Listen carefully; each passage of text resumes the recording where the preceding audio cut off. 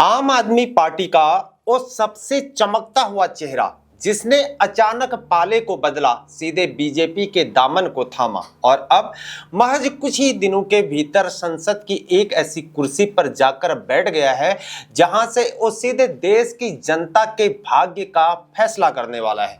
कल तक जो राघव चड्ढा बीजेपी की आंखों में खटकते हुए थे, आज उसी बीजेपी के नेतृत्व में उन्हें एक ऐसी ताकत मिल गई है जिसने राजनीतिक गलियारों में खलबली को मचा के रख दिया है। राजनीति में कहा जाता है कि टाइमिंग ही सब कुछ हुआ करती है। आम आदमी पार्टी को अलविदा कहकर भारतीय जनता पार्टी में शामिल हुए राज्यसभा सांसद राघव चड्ढा को संसद के उच्च सदन में एक बहुत बड़ी अहम रिस्पॉन्सिबिलिटी सौंप दी गई है।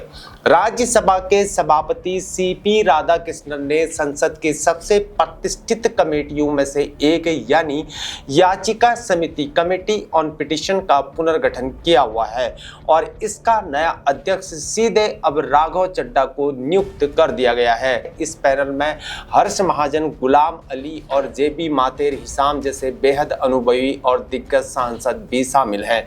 लेकिन चौंकाने वाली बात यहाँ पर यह है कि इन सभी दिग्गजों के ऊपर इस पूरी समिति का बॉस यानी कि चेयरमैन राघव चड्ढा को ही बनाया गया है।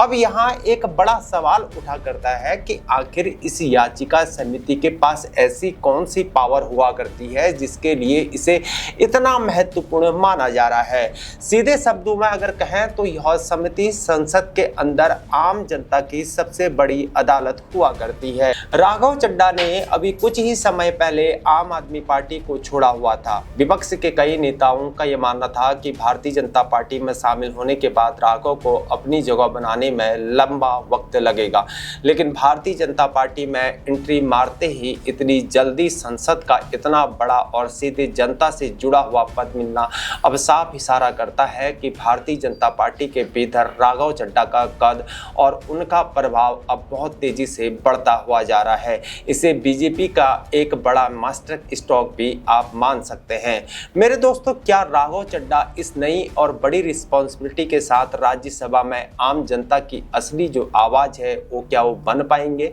या फिर यह सिर्फ एक सोची समझी राजनीतिक विषाद का एक सिर्फ और सिर्फ हिस्सा रह जाएगा? इस पूरे मामले पर आपकी क्या राय है, इसे नीचे कमेंट सेक्शन में जरूर लिखकर बताएं। बने रहे हमारे साथ। जय हिंद, भारत माता की जय।